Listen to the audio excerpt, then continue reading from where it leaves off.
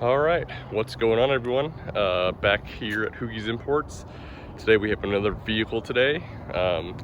This one is a very special vehicle, one that I've wanted for a while now. Definitely a weird one. This one here is a 1994 Subaru Vivio T-Top. So the T-Top has been on my list for a long time. You know, I'm always interested in the supercharged RXR ones, the the normal hatchback ones. But the T-Top has always piqued my interest, just because it's such a weird little quirky car. It's just it's just so weird that Subaru ever really made this thing. But yeah, this thing is a K car, so it's got a 660cc EN07 engine. I believe that's the model of the engine. Anyways, the same engine as the Subaru Sandbar. This one's just a single overhead cam and fuel injected. So it's got about 52 horsepower. I believe that's the factory rating I'm seeing online. So it's not very fast, but it keeps up with the traffic. It's a pretty lightweight vehicle. But yeah, it does have EFI, so you don't have to worry about any kind of carburetor issues or what have you. This one did have a supercharged version. I think it was also dual overhead cam, which, just in regards to the T-Top version, they did have a supercharged version. Of course, the RXR either came in 2-wheel drive or 4-wheel drive. That's just the normal hatchback version. Anyways, going off on a tangent here, but yeah, this one is a non-supercharged version, just has the electronic fuel injection and a single overhead cam. But anyways, the cool thing about this one is that this one is a rare factory 5-speed manual transmission, which, I say it's rare. It is pretty rare. You don't see it come up very often. Really, it is disappointing because the T-Top did not come with a supercharged 5-speed. The supercharged version of the T-Top only came with the CVT transmission, and the CVT is it's very prone to having issues early on with pretty low mileage models. So I was looking for just a 5-speed manual. As cool as it would be to have the little hood scoop up front and have the supercharged engine, the 5-speed was more important to me.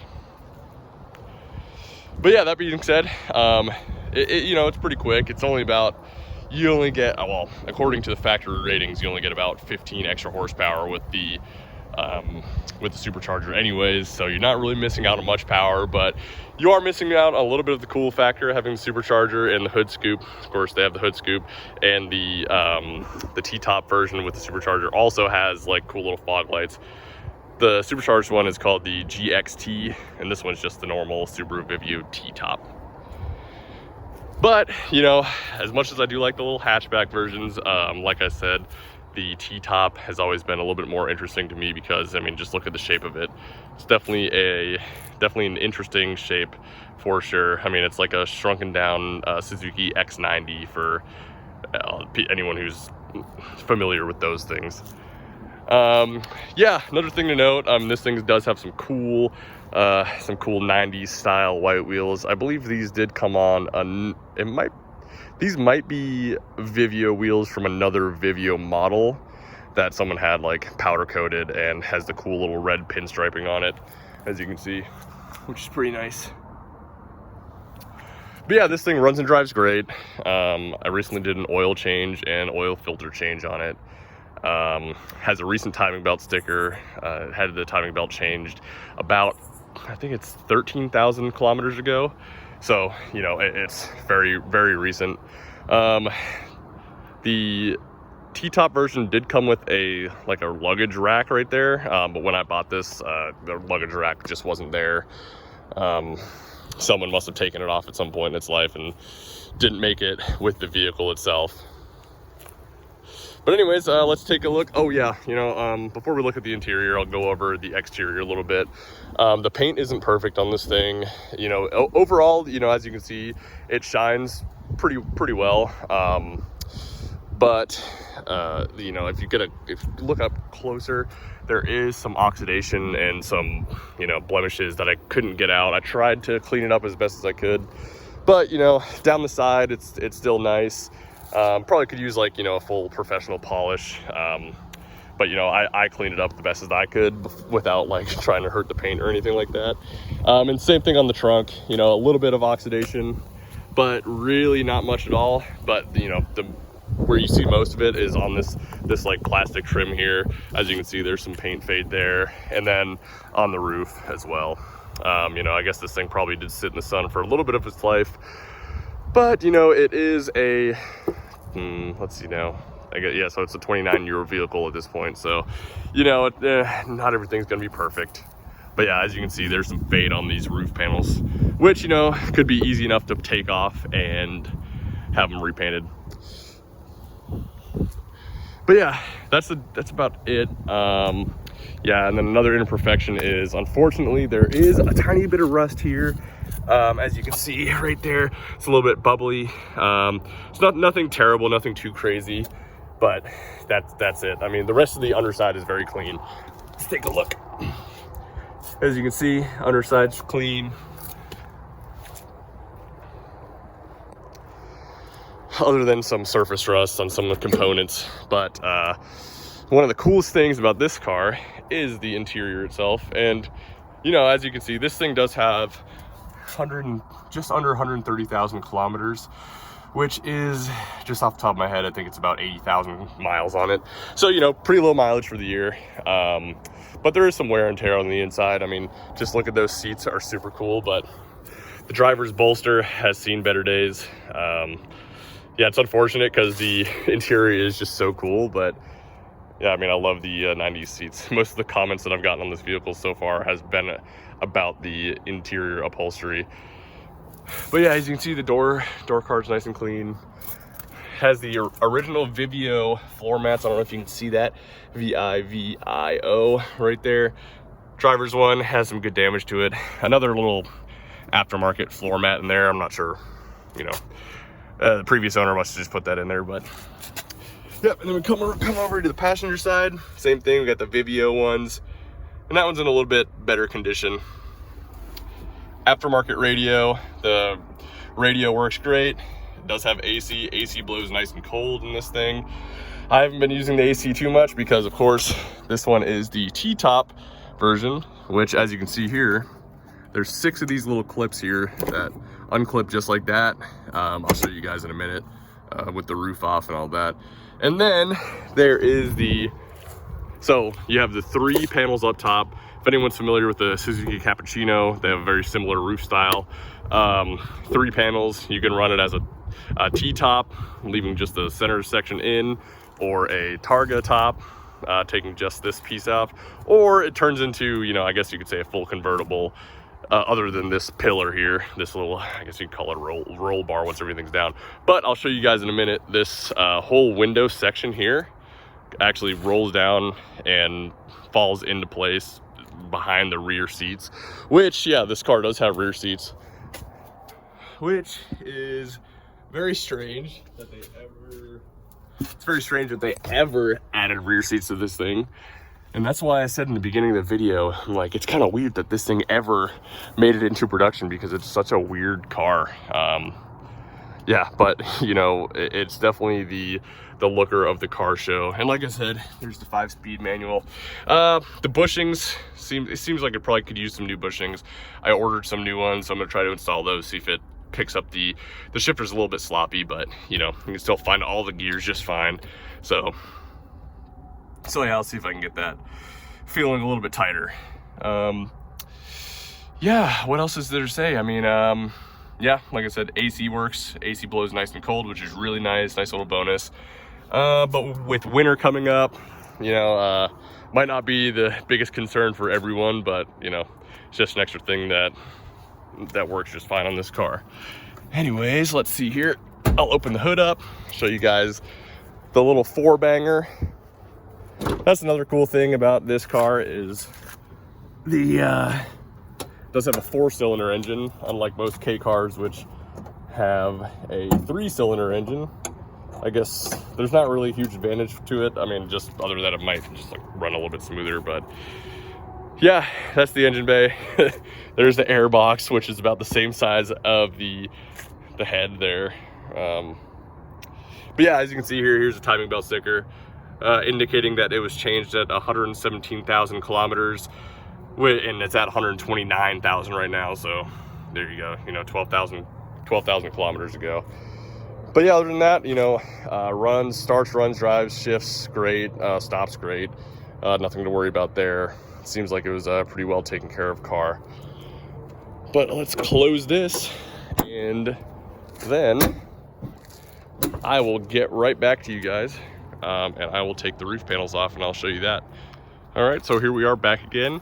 Took the roof panels off, and now we are in full Targa. Sorry, I didn't show you guys the T-Top. You know, the name is T-Top. I should have showed you the T-Top version. Maybe I'll throw it back on there just to show you guys. But, you know, just imagine the little centerpiece roof still in there anyways. I prefer it running it as a full convertible. It's way better that way. But, you know, definitely transforms the look of this thing. It's really cool. Really weird little vehicle. I love it. It's awesome. Yeah, so let's see. Yeah, so there you have it. Taking a look in here, getting in, and then now you got the full convertible look to it. Pretty cool. Yeah, another really cool feature is, I'll show you guys the rear window operation here. I'll try to capture it the best I can. Okay, so let's put this.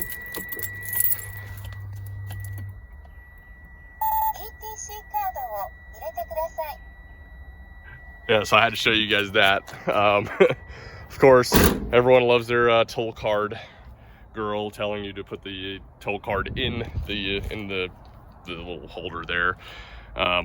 Cool little JDM feature, I guess, if you guys are into that. But anyways, we'll take a look at this.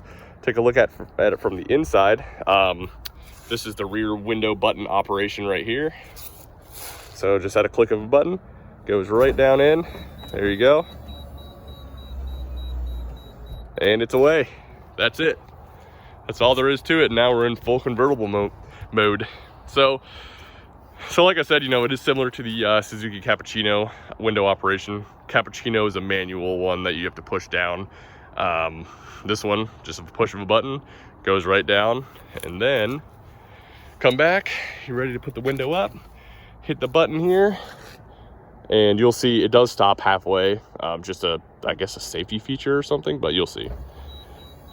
Roll it up, it stops, hit it again, roll it up the rest of the way, and then that's it. Now the window's back up, you're good to go. Yep, and then another cool decal. It's kind of unfortunate that this isn't in better condition, but you know, it is what it is. But it's still a really cool decal. I'm glad it's still there. And you got your little T-Top badge, which is another cool thing. The T-Top got a bunch of its own badges. I mean, really cool. The little V right there for Vivio. Then you got your fancy T right there, T-Top. And then if you come around to the front here, also another little Vivio badge right there, which is very cool. But yeah, I mean, there's really not much more to say about this thing. I mean, it's an awesome little ride. I mean, and you'll get plenty of looks when you're driving it. I mean, just driving it down the road, get a bunch of thumbs up, people asking questions at gas stations, all of the above. I mean, it's a really fun little car. Really fun little car. That could definitely use, you know, a couple little things to spruce it up a little bit. A couple little interior touches here and there. Exterior paint, a little bit of, needs a couple little fixes here and there as well for that. But, you know, other than that, it's in a really good condition. Really nice little car. I'm glad I found this one. And again, has the rare factory 5-speed manual transmission, which is really cool to have. I mean, it makes it way more fun. I mean, who wants to drive a boring 1990s CVT car, right? And you know, as many of you know, if anyone's familiar with the sandbars, the early 90s CVT, early to mid to late 90s CVTs, up until they switched to the 3-speed automatic, the CVTs are extremely prone to failing. So that's why having the factory 5-speed in this one is a huge plus. I've been looking for one for a while. You know, I've seen a bunch of nice ones pop up that have the CVT transmission, and I can't handle it. You know, so I had to have the 5-speed manual, and having these cool wheels on this car is definitely an added bonus. I mean, I just love white wheels on a 1990s car, and the white pops pretty nicely with the green, if you ask me. Oh yeah, all right, so let's come around and yeah, and then there you go. As you can see, still has the holes for where the factory cargo basket, you can just look it up online. You know, if you just look up Subaru Vivio T-Top, you'll see that all of them had a little rear basket. I did want to get one made, possibly, and like mount like a wheel or something on it. I thought that'd be pretty cool. But anyways, let's come over here, let's start it up. And let's see, yep. So starts and runs, drives great, starts right up. Super cool having the fuel injection, because you don't have to worry about any pesky carburetors. Like I said, you know, I don't mind a carb vehicle, but you know, the fuel injection definitely helps. Let's come around and take a look. Let me pop the hood real quick. We can see the engine running. Excuse that video. But yeah, there it is, purring like a kitten. Like I said, got fresh oil, fresh filter, new battery. Yeah, what else? Yeah, like I said, it's got the timing belt, so you have that peace of mind there. You don't have to worry about the timing belt for a long time. And yeah, that's just about it. You know, everything else that I went through on this car and looked at seemed to be in pretty good nick. So able to just run and drive it as it is. And yeah, so this thing is for sale, still available as at the time of posting this video. Asking $8,500, but you know, I'm open to offers. I think that's a pretty decent price for a quirky little vehicle like this, but you know, open to offers. So if you guys have anything, I'm located in Concord, North Carolina. Yeah, that's just about all I have. And just really excited to have this little thing. You know, I've wanted one of these T-Tops for a long time. I don't know how many times I can say that, but it's been on my list for a really long time. But then of course, you know how it goes. I always see something else that, you know, I'm like, oh man, that's really cool. Jump on it, get too impatient, waiting for a nice 5-speed one to pop up like this one. And then I finally got it. Oh yeah, another cool feature as well. This thing does have, factory power steering, which is cool. Which you don't find in too many K cars. But you know, even without power steering, you'd definitely be fine in this thing. But runs and drives great. Do one last final walk around of this thing for you guys.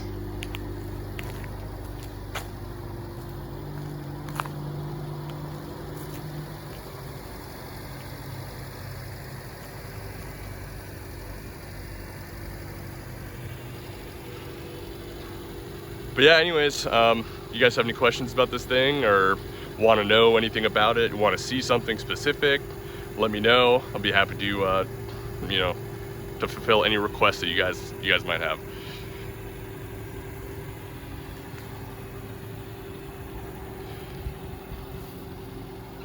But yeah, that'll conclude this video here, guys. Happy to share this car with everyone. Really cool ride. And yeah, I guess that's it. So I guess I'll catch you guys in the next one. Thank you so much, and yeah, see you guys.